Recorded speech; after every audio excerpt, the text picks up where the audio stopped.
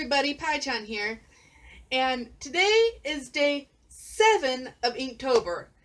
I know yesterday I accidentally said day 5 because I hadn't marked it off on my calendar. I actually wind up doing these the night before, that way it's easier for me to upload the video on the day of, pretty much on the day they're supposed to go up.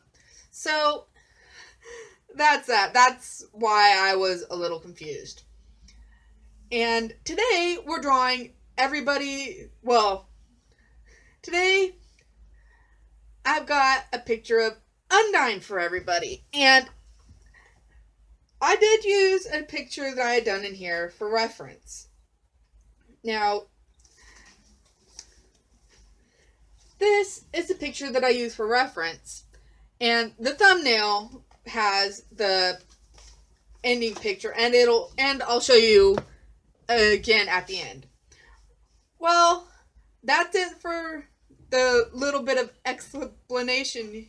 Well, not completely. You'll notice that I actually did the outlines and the color of her skin and everything, so pretty much to show you that I do know what color her skin is supposed to be and everything like that. Well, thanks for watching. Well, let's get on to the video, shall we? Alright, today we're going to be talking about at least my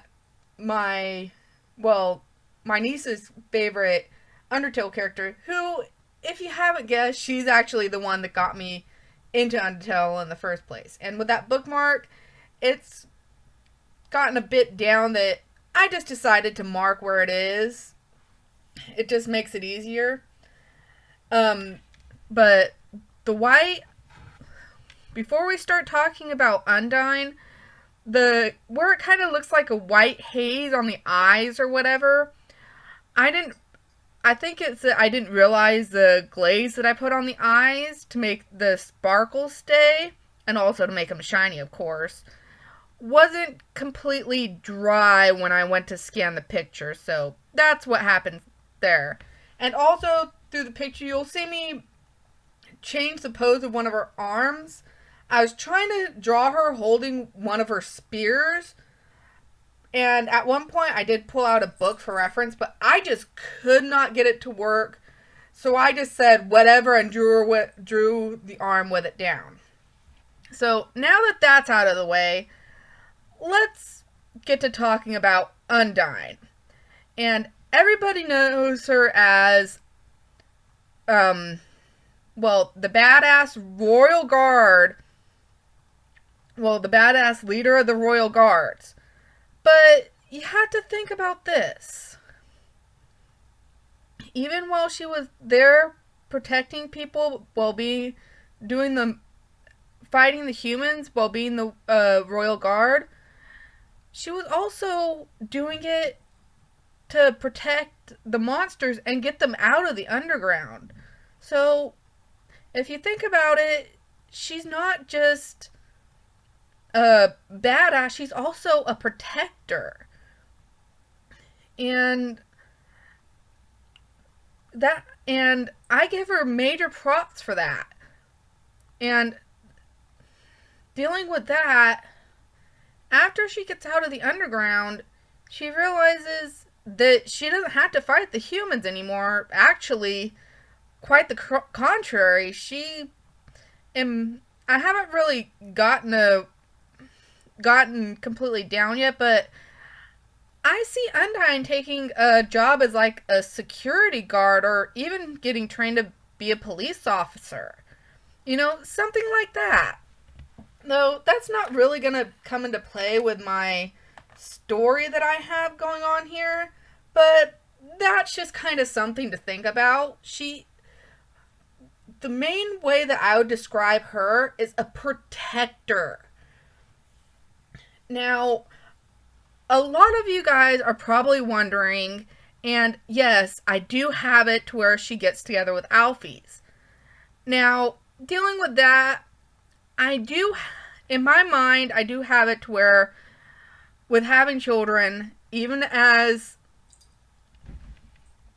being them, being from the underground, or like a mythological creature, or just a creature in general, as you may call them, monster is, which is what they're originally called. I still, in my mind, I still have it to where gender matters. So you can't have, so just like with humans, two male monsters can't get together and naturally, mind you, have a child. Same thing with female monsters. There has to be, like,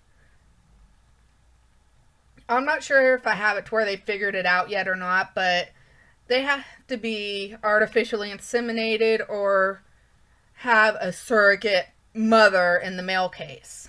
Or something. But, and there's me trying to do the spear. Didn't work out. But it didn't work out. I hate drawing hands. I know some people may laugh at me, some people may sympathize with me, but I hate drawing hands. So, back onto the topic.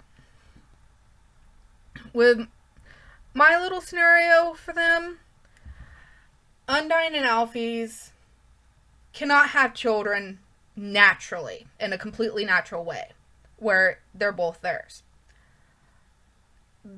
Though, in my scenario, they do have children. Two of them, in fact. Neither monsters, but not the creatures. They actually adopt human children. Now, that I may go into, but long story short, on one of Undyne's runs in the morning, she finds the first child. And it becomes like a big thing that they took the baby girl in, which they named Ursula to go along with Undyne's name.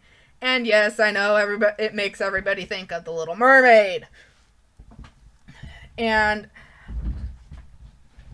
another, I'm not completely I haven't quite got it hashed out yet in my head, but they do wind up with a little boy by adopting pretty much protecting another girl, another human, who their parents were threatening her and everything. Haven't quite got hashed out how she comes in contact with Undyne and Alphys, but she does, and they take her in, and pretty much they help her out through the whole pregnancy and everything, and they take in her son, which they got the girl keyed off of Undyne's name, so they decided that the next child was going to be kind of based off of Alfie's name, so they named him Alphonse.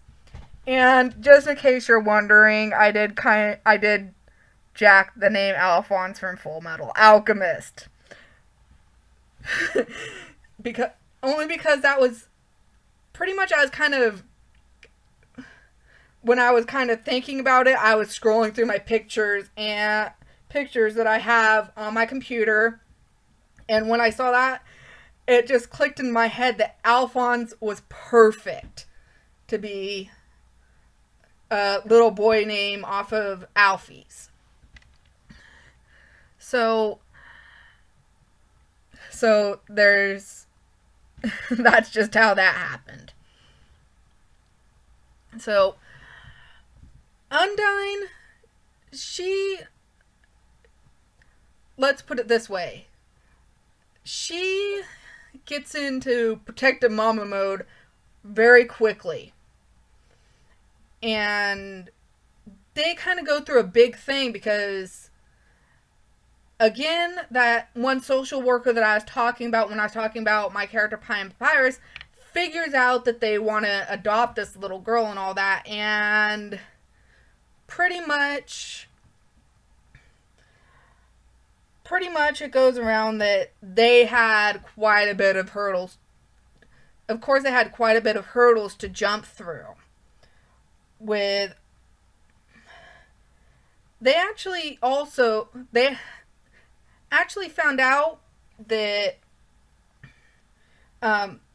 there was a doctor that was prejudiced against the creatures as well. The social worker had him go to him and said, hey, this child's, after my character Pai, which had checked her over and everything like that, said that the child was majorly dehydrated, after my character Pai was like, no, she's not, and all that. Third doctor looked at it and proved my character Pai right, and they discredited the doctor from doing anything else dealing with the creatures, which I think that's a good thing to call them, because it kind of covers the whole spectrum. I was kind of going over it with my mom at one point, and I just kind of settled on calling them creatures rather than monsters, which I've been doing for a while now.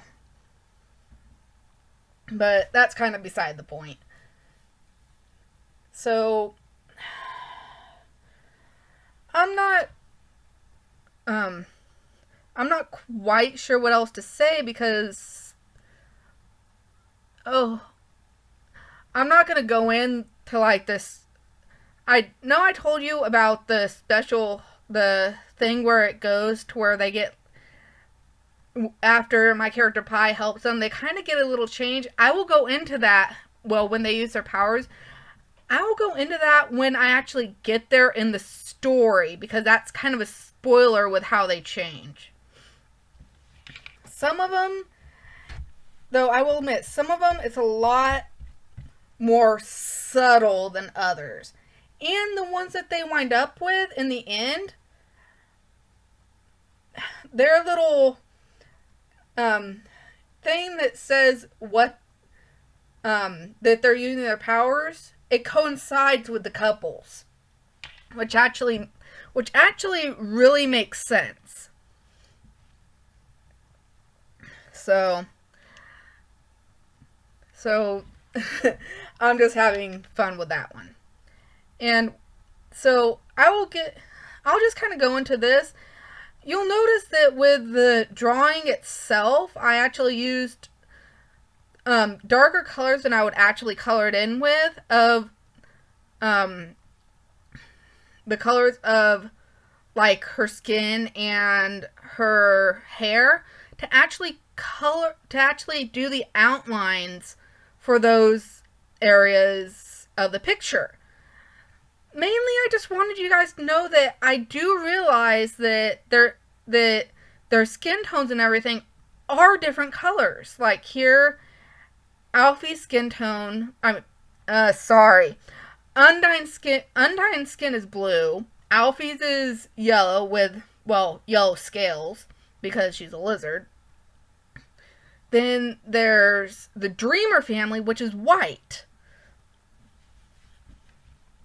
Along with, if I really went into it, I would do the Ghost of Mettaton, like a magenta color. And then also Naztbluk, I'd probably use the same blue that I use for Undyne. Even though I would probably say Undyne's skin tone is a bit darker than what I do for Naztbluk.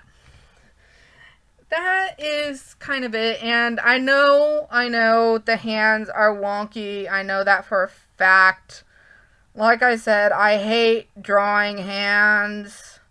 I also hate drawing bare feet. That's another thing. And then also, and when I go in to show you like the ink that I'm using, I have like this gold ink. And I decided that would be perfect for her eye. Just a nice pop of a solid color rather than just the outlines. And again, I've told you guys before that I just like doing that. just give that nice, good pop of blocked color right up by the face to just draw your eye there. Now, you'll probably also notice that on the jeans, I did that one line down the side. That actually is to show like the stitching line. Now, as a lot of you guys have noticed, I actually sew, and I pay attention to that. And if you'll look at pretty much any pair of jeans, you will see that seam down the side of the pants. Yeah, there's the gold ink. I actually shook it up off camera. There's that seam running down the pants. I don't do that with most other pants because they don't actually have that seam line going down it. And here's me just erasing the pencil marks. Being careful with that eye because I actually checked it at this point, and that golden ink wasn't completely dry yet, so I was being really careful.